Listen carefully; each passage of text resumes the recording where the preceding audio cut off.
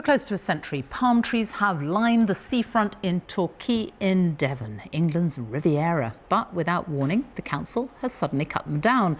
The council says it's part of a restoration project to mark the centenary of the town's Italian gardens next year. But some of those palms have stood there for 50 years and locals are livid. Our correspondent Jenny Kumar reports from Torquay. How's this for climate?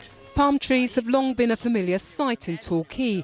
They've helped the area market itself as the English Riviera for decades. And so all this is maintained by the local council. This summer, this YouTuber filmed how the gardens recently looked. This is them now. As far as I'm concerned, when I regularly walk through here, the palm trees looked perfectly healthy to me. And that's what Torquay is known for. I hate to see trees cut down anywhere, because it's such a beautiful thing. It is sad, and I hope they do something that makes up for what they've done, really.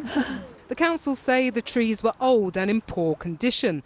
They plan to spend £30,000 revamping the gardens in time for their 100th anniversary next year. But tree felling is emotive. There was a huge outcry when more than 100 trees were cut down in Plymouth city centre in the name of regeneration. In Plymouth, you have a conscious decision to fell trees overnight, where there was lots of concern in advance about that work happening. The council here insists this is a very different story and that local groups were consulted with and requested the upgrade in 2019. But they admit they should have done more to tell people about the plans before cutting down the trees. Yes, there's been COVID. Yes, there's been budget pressures that have meant those works have been delayed. But we should have really engaged again with the local community before this work started. And as I say, this is where lessons need to be learnt within the council. The area will look like this eventually.